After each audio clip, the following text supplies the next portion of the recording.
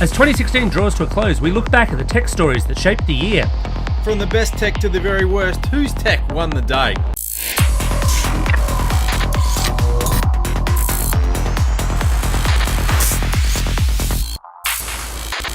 Vertical Hold is proudly brought to you by Alcatel. Welcome to Vertical Hold, the tech show where we channel surf through the headlines in search of the big picture. I'm Alex Kidman, and I'm joined by a man who never wants to speak of 2016 again, except for that whole Bulldogs premiership thing, Adam Turner. Also joining us is Fairfax online tech editor Tim Biggs. Tim, welcome back to the show. Thanks for having me, guys. Adam, what's new in tech? The NBN has unveiled its plans for fibre to the curb, which basically involves running fibre to the pit in the street, but still relying on your copper phone line to get the last few metres into your home. You might have heard the technology referred to as fibre to the distribution point. The NBN has signed a deal to hook up 500,000 homes in Melbourne and Sydney via fibre to the curb, although it really is pot luck as to whether or not it'll come your way. Research from RMIT suggests that around 2 million Australians use public Wi-Fi hotspots to check their online banking activity every single day. That's 2 million Australians potentially basically opening their bank accounts to anyone who might be snooping on that public traffic. So if that describes what you do, stop it before you go broke. After years of haggling in the courts, the likes of Village Roadshow and Foxtel have finally got the Australian website piracy blocking rules that they always wanted, and they gave the likes of Telstra 2 weeks to block the sites. Of course, they're using simple DNS workarounds, so it only takes about 5 seconds to get around the block, so you really have to wonder why they bothered. ASUS has released a teaser for its upcoming ZenFone device, or possibly devices, which they'll formally launch at the CES Expo in Las Vegas early next month. Details on the new ZenFone, or ZenPhones, are pretty scant, although it appears that they'll work with Google's Project Tango. So Adam, the NBN is back in the news. It seems like it's never really out of the news, with fibre to the curb and changes to the 3-year plan and a new rollout map. It's all happening, but is now the time to get excited?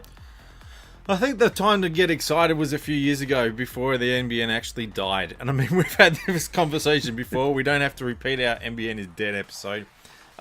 Talk of fibre to the curb is interesting. I was a little bit confused at first because they first started talking about this technology early in the year, but they were calling it fibre to the distribution point. I wasn't sure they were talking about the exact same thing, but they are. So basically what it is that fibre runs pretty much to your street, and then the little box that runs the internet into your house is so close to you that it actually pulls power from your house, which is one of the reasons why it's really good for them to use it in areas where if they're using fibre to the node, they need to run power into that area to run the nodes.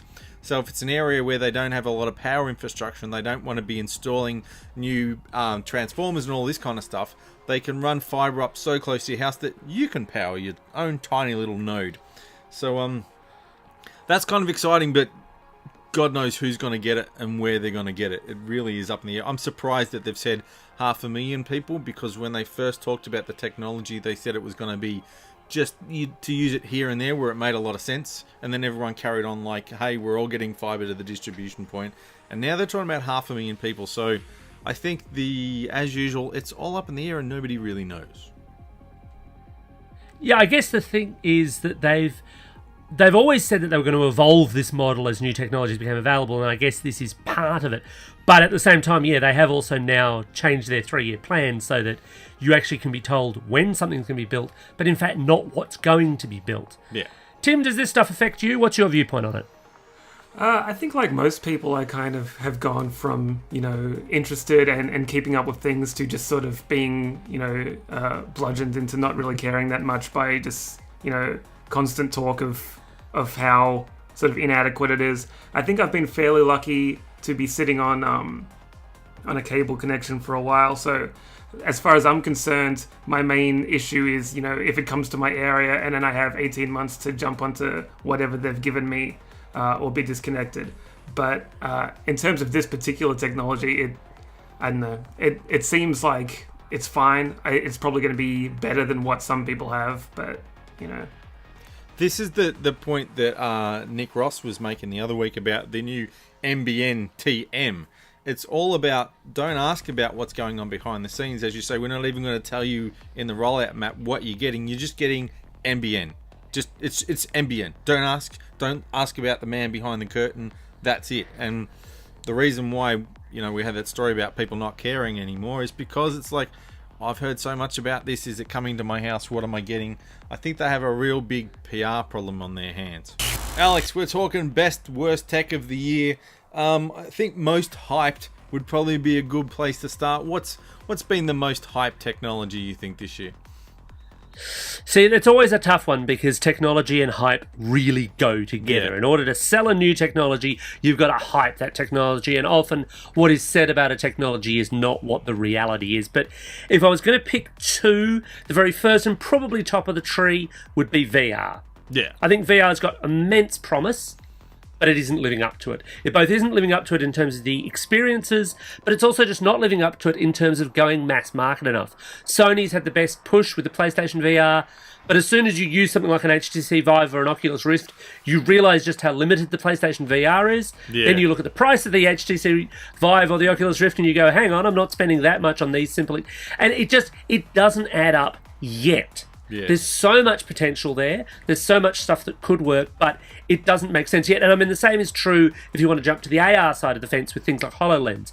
Amazing technology, but who's got the $3,000 to $5,000 to spend The on thing it? is, the HoloLens has not really been pitched as a consumer device. It's more aimed at businesses, where VR, they're really trying to convince you to put it under the Christmas tree. Tim, what sort of experience have you had with VR, and is there a VR headset under your Christmas tree? Well, there isn't, no. But I think the issue with VR is it's been pushed very hard, and everyone was saying that 2016 was the year of VR. But there's no plan in place to get that to mainstream people, to sort of get them, because you really need to have it on your face. Like, you can't just tell someone go out and get VR. Like, they don't know what it is, and even if they do, the software isn't really there. To show them that they need it. The biggest VR things of the year were sort of, a couple of hours here and there, or something that you go, oh wow, that's really good, and then you sort of take the headset off and put it away. There's not really that, I don't want to say killer app, because I don't think there's ever going to be a killer app for this, but there's not that thing that says, hey, you need this. Yeah. And like was mentioned, I think PlayStation VR has the best chance in terms of, it's low cost. A lot of people already have a PlayStation 4 to run it, but even they can't get across to people, here's the software, here's why you need it, here's something engaging. And it's because it doesn't really exist yet. So I think 2016 really was the year that VR became available to those early adopters and those really hardcore folk. But I think it's going to be probably another year until someone works out a really engaging piece of software to get the mainstream. I think it needs to go beyond games. Games is always going to be a niche thing. I know we talk about how many millions people play games and how much it makes compared to the movie industry and all that. It's not a tiny thing, but it's never going to be a mainstream thing. Games alone are not enough to get VR headsets in every lounge room. And I don't know whether it will be some kind of virtual video conferencing or something else. The fact that Facebook wants to use it and tie it into social media, and so you can watch your YouTube cat videos wrapped around you or something, maybe that will be it. I don't know. Alex, have you used any VR yet that didn't make you puke your guts? I know you're very sensitive to these things. Look, I am, and I'll admit, the PlayStation VR I can handle for a little bit. The Vive and the Oculus I can handle for a bit longer. The lower end stuff, so your Google Daydreams and your Gear VR, that kind of stuff, I really can't handle that in full VR mode. Yeah. I can handle the Gear VR as a movie viewer, but that's about it. Without, feeling fairly queasy. And I think the technology needs to come along to the point where the processing power is good enough to throw into a cheap laptop. At the moment, they're in quite prime desktops, basically. And where, in fact, also the hardware is actually easier to put on as well, because I think this is the other stumbling point. Even the PlayStation VR is a fairly clunky kind of thing to put on your face. It's a fairly serious effort to do it for something that you're probably only going to play for about 5 minutes. Not to mention the setup. The setup involved in even the PlayStation VR, which is supposed to be plug and play, is so onerous. If you saw someone do it, you wouldn't say, "This is great. I'm going to have this in my house." Because, there's 8 different plugs to go in, and then you've got this massive cable snaking all over your house. It's not exactly user-friendly. Absolutely. Now, I did say I had 2 points of things that I thought were the most hyped, and the second one might be a little bit contentious, but I'm going to go with the iPhone 7. Apple loves its hype. There's no particular surprise there. And actually, the iPhone 7 Plus I quite like. The 7 I don't. Ooh, that's a courageous statement. Look, the big reason I say that is because Apple hasn't solved the biggest problem that the iPhone's had for ages, and that's the battery life. Yeah, absolutely. Plain and simple. Yeah. The battery life on the iPhone 7 compared to other premium handsets is just terrible, and they need to get onto this, and there's really no excuse for it because they've got such a strong control over the operating system and the hardware, but they make these decisions where they just go, oh, well, it's got to be this thin and this integrated, and we need this space, so we'll pull the headphone jack out. And look, the headphone jack was probably the most contentious thing they did, but the battery life was actually the worst. It was the one problem they didn't solve, and the one thing they tried to brush over with loads of other hype about all the other things that you could do. Otherwise, perfectly functional handset, and the 7 Plus skips over this because, of course, it's got enough space to have enough battery to be competitive in this space. But in terms of hype to actual return ratio, the iPhone 7's got to sit really high up there. Hype, of course, can always bring with it disillusionment. So is there a product or a category with which you've become increasingly disillusioned in 2016? Those of you who know your Gartner research may know of the trough of disillusionment. It's where VR is heading next year.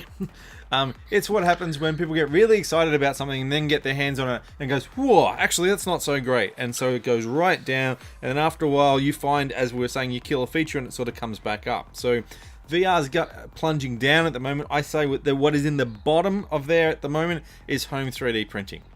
Home 3D printing is a pain in the butt. It's just I've tested a few of them the last couple of years. They try to make it sound user-friendly. They try to make it sound like the easy bake oven of new technology and just buy one, take it out of the box, and you and your kids will be printing up a storm.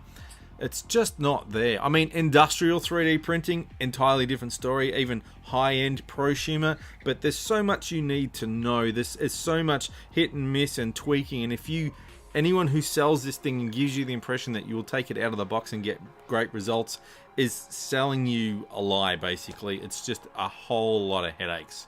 And I saw a few stories this year about how people have gone there. I think, but it was just because the expectations were too high. People really thought they'd get this one and just start printing bits and pieces. Oh, I need a new tap. I print it. Oh, we need a new dog. I'll print it. That's basically what they were trying to sell, and it was never going to deliver that. Have you guys had any experience with these 3D printers? Look, I have, and the promise is always, look, this is the Star Trek replicator. Yeah. You're just going to, push a button and it'll make things for you. And I love that idea, and I have written on this in the past saying, I love the idea of the future of 3D printing. The problem is, I was writing those 2 to 3 years ago, and it's almost like that, where are hoverboards or jetpacks moment. It should be here by now, it should be better by now, and it isn't. It is taking far longer to iterate to get to the point where, again, this stuff is actually really workable and friendly in the way that a smartphone is now really workable and friendly.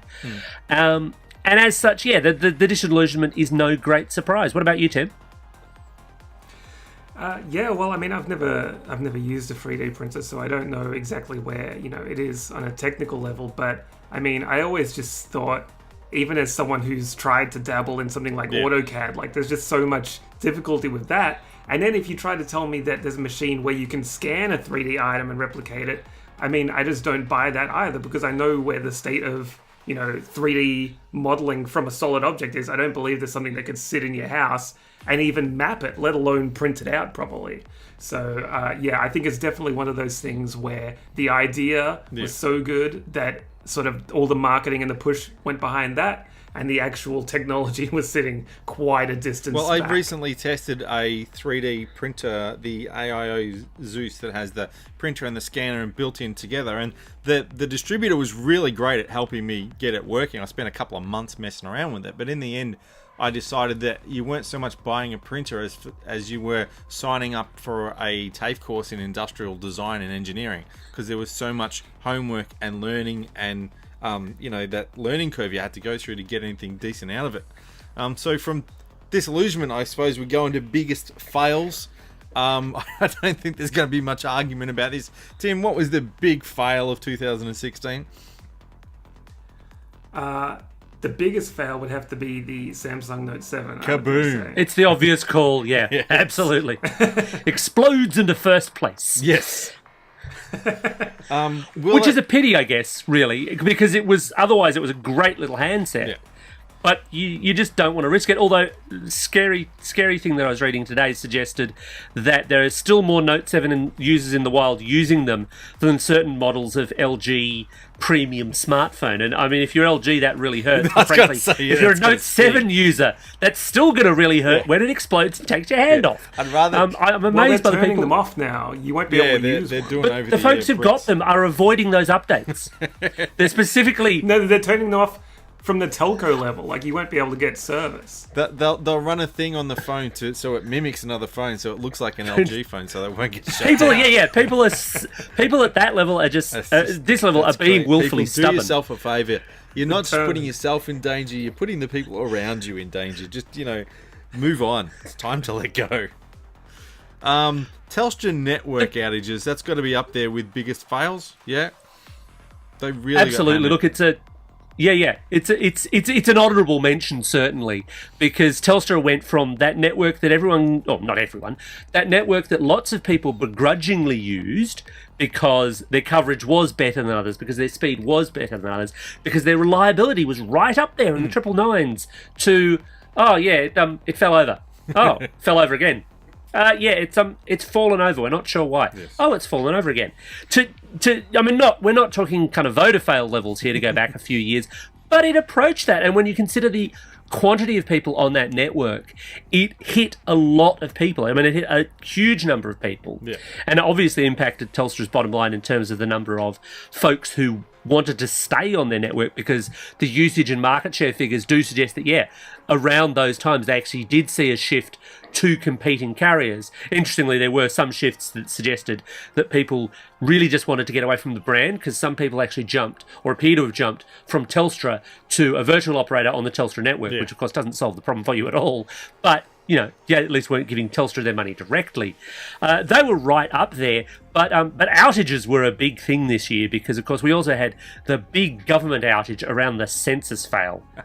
Hands up if you still haven't put your census in. Oh wait, it's podcast. I can't see what you're actually putting your hands up. So put your hand down, especially if you're driving. Please, I don't want any crashes on my conscience. But that was a big one. I mean, that was a big, huge problem, not just for the government, but actually for the way that IT and, big enterprise IT appears to the ordinary Australian, I think. So, Tim, how much damage... Well, there's two PR disasters there. You've got your Telstra network outage, recreating the voter fail. The census fail, which they had a hell of a lot of pressure on to begin with. How much of a long-term damage do you think those are going to do? Can they brush it off? Will we still feel the repercussions of these for a while? Look, I think the big issue with both of them was sort of the disaster, and then just the bungled handling of it afterwards. I mean, especially with the census, like, that was just bizarre how we heard so little about it, and we heard basically nothing about what they were doing about it or what happened. The story we heard the day after was just complete gibberish. And I think that, more than anything, is probably going to hurt the brands in the long term. I know next time they do the census, I'm sure the people who will remember will be pretty skeptical about the whole thing. All right, so we shouldn't be pessimistic all the time, as much fun as it is. So what's the most promising? Tim, what do you think's promising? What are you looking forward to? What are you excited about?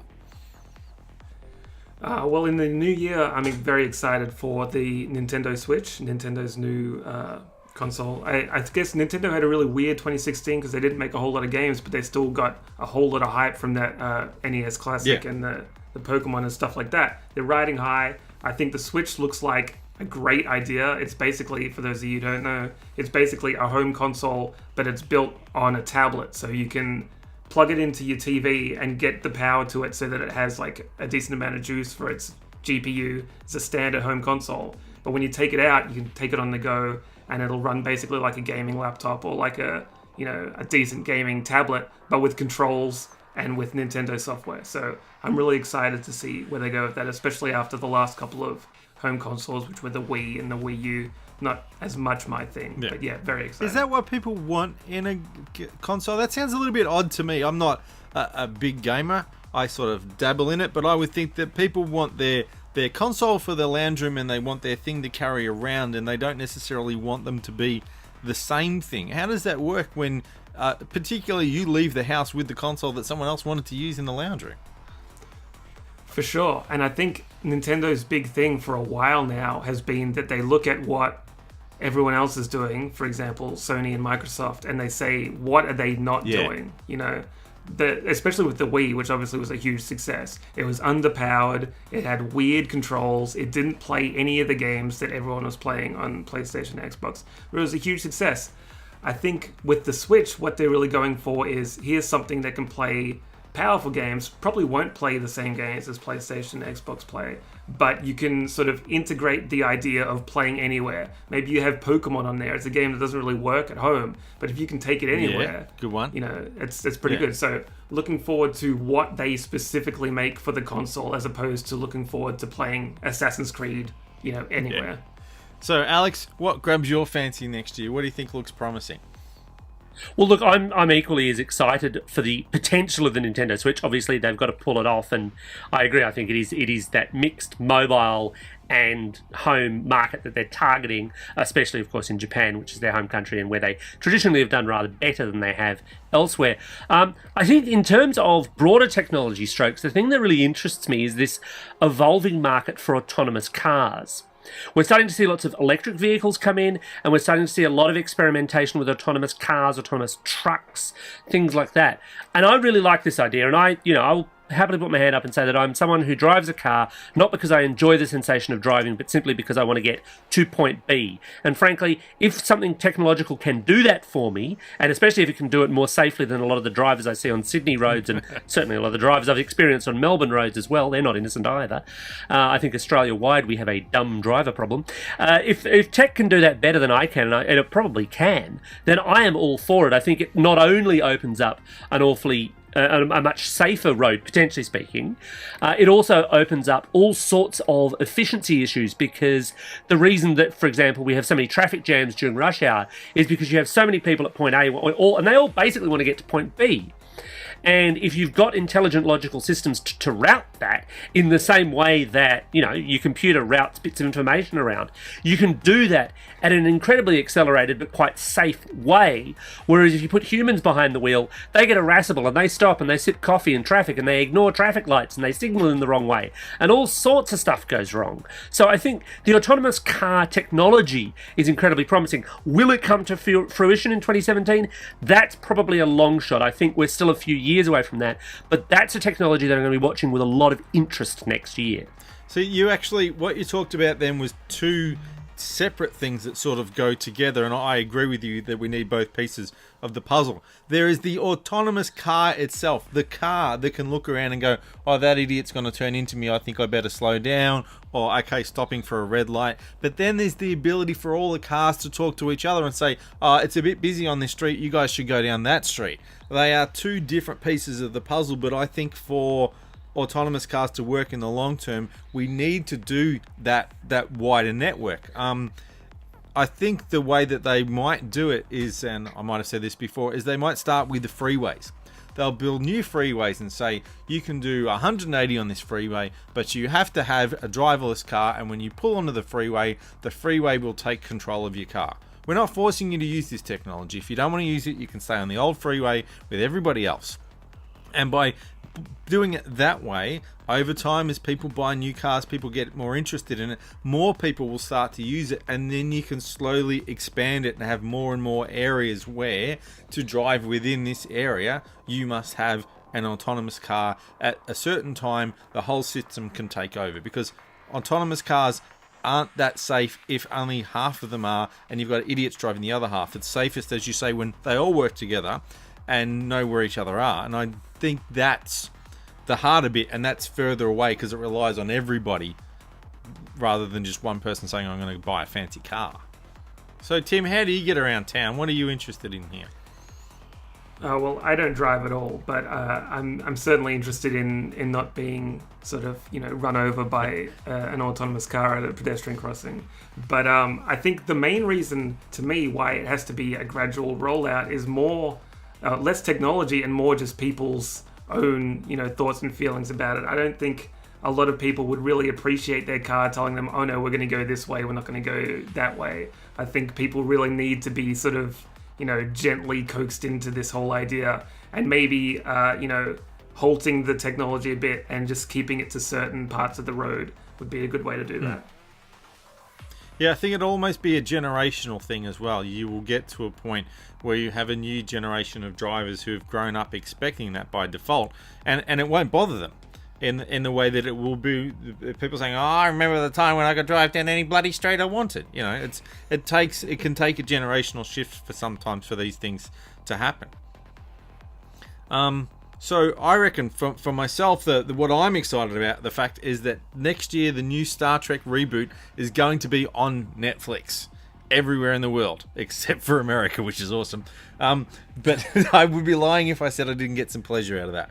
But the great thing about that is that Australians will be able to watch this new Star Trek TV show on Netflix the day after it screens in America, legally, for the first time ever. And even better, they won't have to put up with bloody Channel 9, who are a bunch of jerks. They deliberately start shows late, move stuff around. Anybody who was watching Star Trek during the 90s bloody hates Sam Newman and all those people on the footy show, because they would let the show run so late, not caring that after it was the sci-fi slot. You'll never have to put up with that rubbish again now. And that, to me, that's what people have been saying for years. You want to fight piracy?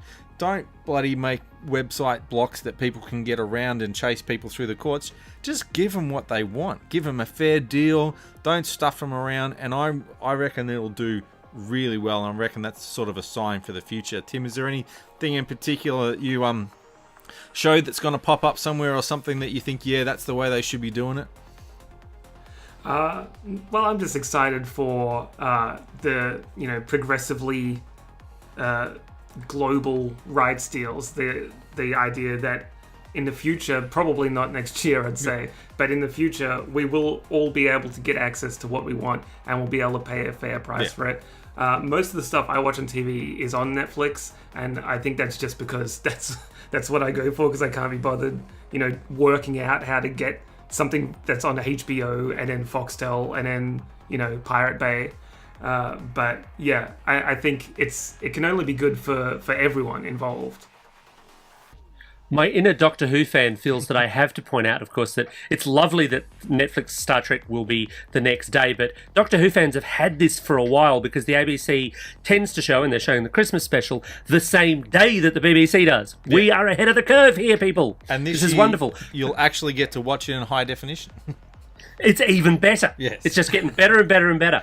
Well, that just about wraps it up for this episode, and indeed this year's worth of Vertical Hold. Remember, if you've got any comments, hit us up in the comment section on YouTube, via Twitter, or the Facebook Vertical Hold page. Thanks to Tim for joining us. Thanks, guys. We're taking a week off, but we'll be back in January with a CES extravaganza from Las Vegas. So thanks for listening, and remember, if you like what you hear, hit that subscribe button.